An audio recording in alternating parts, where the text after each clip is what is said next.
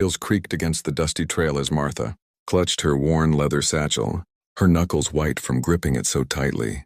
Tears streamed down her sun-weathered cheeks, leaving clean tracks through the dirt that had accumulated during 3 days of relentless travel across the unforgiving western frontier. She had been sent away from the only home she'd ever known, dismissed by her own brother. After their father's death left the family ranch in his sole possession, there's no place for spinsters eating our food and taking up space, he'd said coldly, handing her $20 and a ticket to a teaching position in a town she'd never heard of, 300 miles away. The stagecoach driver had dumped her trunk at a way station that morning, claiming the axle couldn't bear the weight, and now she sat on that trunk at the side of the road, completely alone, with the sun beginning its descent toward the distant mesas. The other passengers had continued without her, their faces turned away from her tearful pleas for help. She was 26 years old, educated enough to read and write, skilled enough to run an entire household, yet here she sat, abandoned and worthless in the eyes of everyone who mattered. The sound of hoofbeats made her look up, hope and fear warring in her chest. A lone rider approached, silhouetted against the orange sky, his wide-brimmed hat shading his face. As he drew closer, she could see he was younger than she'd expected, perhaps 30, with kind eyes that seemed to take in her situation with a single glance.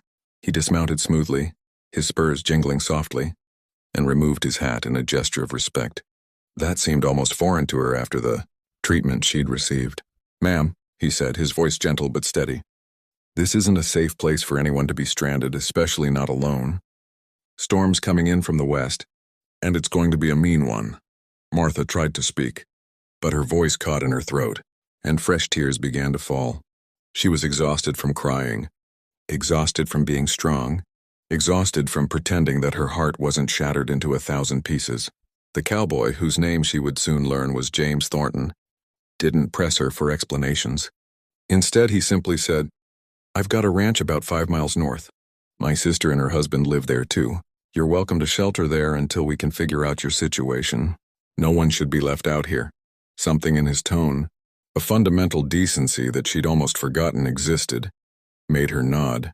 He secured her trunk to his pack horse with practiced efficiency, then helped her onto his mare with a steadiness that spoke of someone accustomed to handling difficult situations with grace. As they rode toward his ranch, the first drops of rain beginning to fall, Martha felt something shift inside her. This stranger had stopped when everyone else had passed by, had offered help when she had nothing to offer in return, had treated her with dignity when she felt she had none left. The Thornton Ranch emerged from the prairie like an oasis of civilization, with a sturdy main house, well-maintained corrals, and a barn that spoke of prosperity built through honest work. James's sister, Caroline, rushed out to meet them despite the now pouring rain, her face full of concern and welcome. Within an hour, Martha found herself dry, warm and seated, at a dinner table with people who asked about her well-being rather than her usefulness. Over the next few days, as the storm raged outside, Martha learned that James had lost his own parents 5 years earlier and had built this ranch from almost nothing through sheer determination. He'd taken in Caroline when her first husband died, giving her a home without question or conditions. "Family takes care of family," he'd said simply, "and sometimes family is just people who need each other." Martha found herself helping around the ranch not out of obligation, but from a genuine desire to contribute. She discovered that James ran a horse breeding operation, and her father had taught her enough about horses that she could actually offer valuable insights. When she mentioned that one of his mares showed signs of being in foal, something even he had missed, his respect for her knowledge was evident in his eyes. Weeks turned into months, and Martha never made it to that teaching position in the distant town. She wrote them a letter explaining her situation, and they responded graciously, wishing her well. The truth was, she'd found something far more valuable than a job. She'd found a place where she mattered.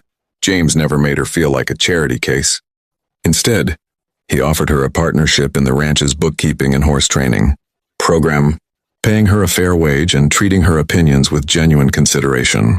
They worked side by side through the summer and into the fall, and somewhere between breaking a particularly stubborn colt and celebrating a successful sale of yearlings.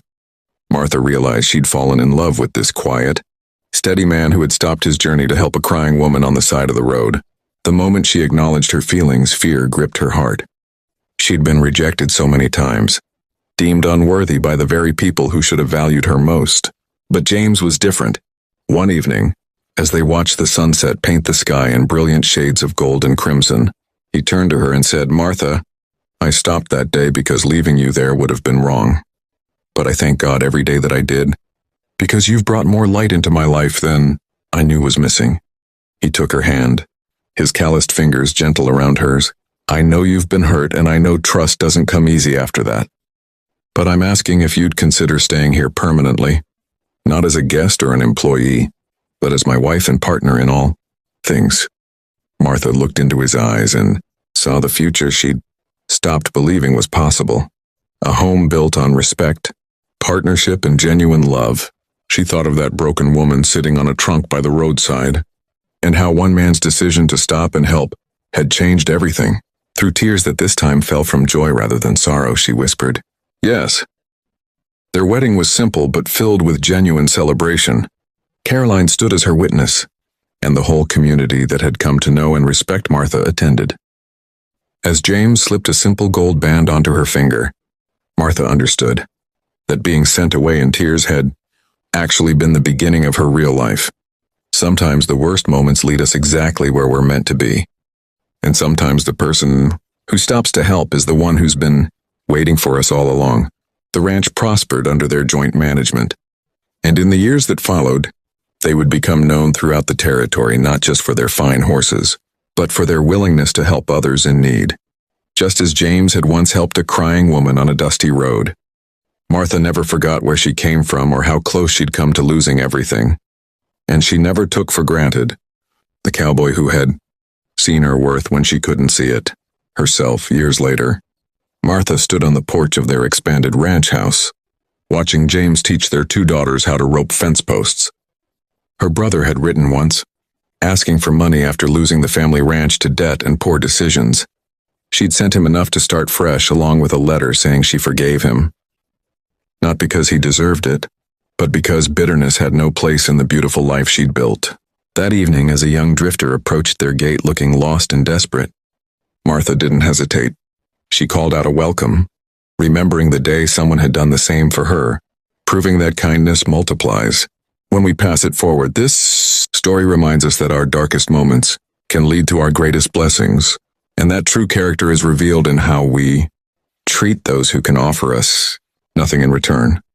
If this touched your heart, please subscribe to our channel for more inspiring stories of courage, kindness, and unexpected miracles. Like this video, share it with someone who needs hope today, and let us know in the comments about a time when a stranger's kindness changed your life. Together, we can remind the world that goodness still exists,